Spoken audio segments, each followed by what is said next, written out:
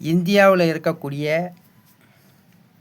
மக்களால் தேர்ந்தெடுக்கப்படக்கூடிய அரசியல்வாதிகள் போலியான அரசியல்வாதிகள் என்று நிரூபிப்பதற்கு நேரடி ஒளிபரப்பில் ஜெயபாண்டி சயின்டிஸ்ட்டு இந்த இவிஎம் மிஷினில் 100க்கு 100 ஓட்டை திருடி ஆள முடியும் என்று நிரூபித்து காமிக்க இருக்கிறேன். இந்த தேர்தலில் வெற்றி பெற்ற அரசியல் கட்சி தலைவர்கள் பதவி ஏற்று 75 நாட்களுக்குள் படிக்கிற பிள்ளைகளுக்கு சம்பளம் கொடுக்க வேண்டும். 10, 11, 12 படித்த பிள்ளைகளுக்கு அறிவியல் தொழில்நுட்ப வேலை வாய்ப்பு கொடுத்தாக வேண்டும். அப்படி கொடுக்க தவறினால் 75 நாட்களுக்குள் பதவி விலக வேண்டும். உலகத்திலேயே முதல் முறையாக இவிஎம் மிஷினில் வெற்றி பெற்ற நேரடி ஒளிபரப்பில் விஜய் 100 ஓட்டு போடட்டும் விசிலி சின்னத்துக்கு. விஜயவே கண்ட்ரோல் பட்டனை ஆன் செய்து விஜயவே ஓட்டு போடுற சின்னத்தை ஆன் பண்ணி 100 ஓட்டு விசிலி சின்னத்துக்கு ஓட்டு போடட்டும். 100 ஓட்டு போட்டாரா? அடுத்தபடியாக எடப்பாடி ஓட்டு போடுற மிஷினை கண்ட்ரோல் பட்டனை அவரே ஆன் செய்யட்டும். அவரே ஓட்டு போடுற சுவிட்சையும் ஆன் செய்து 100 ஓட்டு இரட்டை இலை சின்னத்துக்கு ஓட்டு போடட்டும். அவர் 100 ஓட்டு போட்டுவிட்டு ஏடிஎம்கேக்கு அவர் போய்விடுவார். அப்போ டிஎம்கே கட்சி உதய சூரியனுக்கு 100 ஓட்டு போடுவார். அவரே கண்ட்ரோல் பட்டனை ஆன் செய்து நேரடி ஒளிபரப்பில் அவரே ஓட்டு போடுற சுவிட்சை ஆன் செய்து உதய சூரியனுக்கு 100 ஓட்டு போடுவார். அவர் போட்டுட்டு போனது பிறகு நான் தமிழர் கட்சி சீமான் கண்ட்ரோல் பட்டனை ஆன் செய்து அவரே ஓட்டு போடுற சுவிட்சை ஆன் செய்து 100 ஓட்டு விவசாய சின்னத்துக்கு ஓட்டு போடுவார்.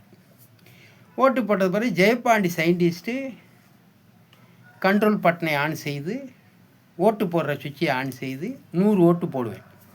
அப்போ 5 வேட்பாளர்களும் நேரடி ஒளிபரப்பில் ஒத்த மிஷினில் ஆளுக்கு 100 ஓட்டு போடும்போது அதில் 450 ஓட்டில் ஜெயபாண்டி சயின்டிஸ்ட்டு அமோகமான வெற்றி பெறுவேன். அப்படி வெற்றி பெறும்போது எல்லாரும் ஓட்டு போட்ட பொதுமக்கள்லாம் பார்ப்பாங்க, என்னையா காசு கொடுத்து செவிச்சோம்னு சொன்னாங்க, சலுகை கொடுத்து வெற்றி பெற்றோம்னு சொன்னாங்க, பிரச்சாரம் பண்ணி வெற்றி பெற்றோம்னு சொன்னாங்க. ஜெயபாண்டி சயின்டிஸ்ட்டு ஒரு நாள் கூட பிரச்சாரம் பண்ணலை. ஜெயபாண்டி சயின்டிஸ்ட்டு ஒரு நாள் கூட அரசியல்வாதியாக மாறினது இல்லை. எப்படி ஜெயபாண்டி சயின்டிஸ்ட்டு வெற்றி பெற்றார்? ஓட்டு போட்டது ஜெயபாண்டி சயின்டிஸ்ட்டு 100 ஓட்டு போட்டாப்புல நேரடி ஒளிபரப்பில். அதுக்கடுத்து நான் தமிழர் கட்சி சீமா 100 ஓட்டு போட்டாப்புல. அதுக்கடுத்து டிஎம்கே கட்சி ஸ்டாலின் 100 ஓட்டு போட்டாப்புல. உலகம் பூரா பார்த்துக்கிட்டு இருக்குது இந்த இவிஎம் மிஷினில் 100 ஓட்டு போடுறத. டிஎம்கேக்கு அடுத்து ஏடிஎம்கே எடப்பாடி 100 ஓட்டு போட்டார். அப்புறம் விசிலி சின்னத்தில் விஜய் 100 ஓட்டு போட்டாப்புல. மொத்தம் 5 பேர் ஓட்டு போட்டிருக்காங்க இந்த மிஷினில். ஆனால் ஜெயபாண்டி சயின்டிஸ்ட்டு 450 ஓட்டில் வெற்றி பெற்றிருக்கான் என்றால் அப்போ ஓட்டு போடக்கூடிய பொதுமக்கள் அனைவரும் இந்த விஜயவும், என்ன விஜய், நாங்கள் நேரடி ஒளிபரப்பில் பார்த்தோம், நீ தான் கண்ட்ரோல் பட்டனை ஆன் செய்த, நீ தான் ஓட்டு போடுற சுவிட்சையும் ஆன் செய்து 100 ஓட்டு போட்ட விசில் சின்னத்துக்கு.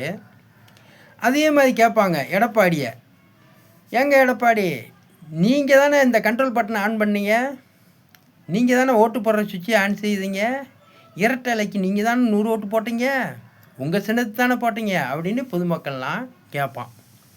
அதுக்கு பிறகு என்ன செய்வான் டிஎம்கே கட்சி ஸ்டாலினை, ஏங்க உதய சூரியனுக்கு தானேங்க நீங்கள் 100 ஓட்டு போட்டீங்க, இந்த கண்ட்ரோல் பட்டனை ஆன் செய்து ஓட்டு போடுற சுவிட்சை ஆன் செய்து 100 ஓட்டு போட்டீங்க, அப்புறம் எப்படிங்க ஜெயபாண்டி வெற்றி பெற்றாரு 450 ஓட்டில் அப்படின்னு கேட்பாங்க. அப்புறம் சீமானை கூப்பிட்டு, இங்கே வாங்க சீமான், விவசாய சின்னத்தை தானே 100 ஓட்டு போட்டீங்க, நீங்களே தானே கண்ட்ரோல் பட்டனை ஆன் செய்தீங்க, நீங்களே தானே இந்த ஓட்டு போடுற சுவிட்சை ஆன் செய்தீங்க, நீங்களே 100 ஓட்டு விவசாய சின்னத்துக்கு போட்டீங்க, எப்படி ஜெயப்பாண்டி சயின்டிஸ்ட்டு அவரும் 100 ஓட்டு போட்டார். ஜெயப்பாண்டி சயின்டிஸ்ட்டு 100 ஓட்டு போட்டதுக்கு ஜெயப்பாண்டி சயின்டிஸ்ட்டுக்கு 100 ஓட்டு தான் வரணும். 450 ஓட்டு எப்படி ஜெயப்பாண்டிக்கு வந்தது? இதற்கு பதில் சொல்ல வேண்டும். அப்படி என்று நேரடி ஒளிபரப்பில் நான் கேள்வி கேட்கும்போது அப்போ அவங்க பதில் சொல்ல முடியாமல் முழிப்பார்கள். சீமான் 100 ஓட்டு போட்டது எங்கேன்னு கேட்பேன். என்னையா உதயசூரியனுக்கு 100 ஓட்டு போட்டல எங்கே? இரட்டை இலைக்கு 100 ஓட்டு போட்டல எங்கே? விசில் சின்னத்துக்கு 100 ஓட்டு போட்டல எங்கே? ஜெயப்பாண்டி சயின்டிஸ்ட் நான் எப்படி வெற்றி பெற்றேன்? நான் விஜய்வுக்கு பணம் கொடுத்தனா? இல்லை எடப்பாடிக்கு நான் பணம் கொடுத்தனா? இல்லை ஜெயப்பாண்டி சயின்டிஸ்ட்டு மு.க. ஸ்டாலினுக்கு பணம் கொடுத்தனா? இல்லை ஜெயப்பாண்டி சயின்டிஸ்ட்டு நான் தமிழர் கட்சி சீமானுக்கு நான் பணம் கொடுத்தனா? அப்புறம் எப்படி ஜெயப்பாண்டி சயின்டிஸ்ட்டு 450 ஓட்டில் வெற்றி பெற்றிருக்கிறேன்? சொல்லுங்கன்ன போது சொல்ல முடியாது பதில். அப்போ இந்தியாவில் இருக்கிற அனைத்து அரசியல்வாதிகளுடைய சொத்துக்களையும் பறிமுதல் செய்வேன். சீமான் உடைய கார் முதல் கொண்டு பறிமுதல் செய்து இந்தியாவில் இருக்கிற அனைத்து அரசியல்வாதிகளுடைய சொத்துக்களையும் பறிமுதல் பண்ணி இந்தியாவினுடைய கடனை அடைத்துவிட்டு மறுதேர்தல் ஜெயப்பாண்டி சயின்டிஸ்ட்டை கையில் குத்தி ஓட்டு போடும் முறையை பயன்படுத்தி, அதாவது பேப்பரில் குத்தி மடித்து ஓட்டு போடுற சிஸ்டத்தை ஏற்படுத்தி அதன் மூலமாக யார் தேர்ந்தெடுக்கப்படுகிறார்களோ அவர்கள்தான் உண்மையான ஆட்சியாளர்கள், ஆளக்கூடியவர்கள், பிரதமர், முதலமைச்சர்கள், மக்களால் தேர்ந்தெடுக்கப்பட்டவர்கள் என்று நிர்ணயம் செய்யப்படும். ஆகையால் ஜெயப்பாண்டி சயின்டிஸ்ட் சாதாரணமாக இந்த இவிஎம் மிஷினில் ஓட்டு திருட்டு செய்ய முடியும்னு சொல்லவில்லை. இந்த இவிஎம் மிஷினில் ஓட்டு திருட்டு செய்ய முடியும். அதற்காக ஜெயப்பாண்டி சயின்டிஸ்ட்டு படிக்கிறதுக்கு சம்பளம் கொடுக்குறேன். 10, 11, 12 படித்த பிள்ளைகளுக்கு புதிய அறிவியல் தொழில்நுட்ப வேலைவாய்ப்பு கொடுக்க இருக்கிறேன். இதை 75 நாட்களுக்குள் கொடுக்காவிட்டால் ஜெயப்பாண்டி சயின்டிஸ்ட்டு 1 கோடி ரூபா அவதாரம் மதுரை 6ADJ நீதிமன்றத்துக்கு கட்ட தயார்னு பத்திரம் எழுதி கொடுத்துருக்கிறேன். அதனால் நீங்கள் மக்களால் தேர்ந்தெடுக்கப்பட்டு 2026 ஆட்சி செய்யக்கூடியவர்கள் பதவி ஏற்று 75 நாட்களுக்குள் தமிழ்நாட்டில் உள்ள அனைத்து மாவட்டத்திலையும் படிப்புக்கு சம்பளம் கொடுக்க வேண்டும்.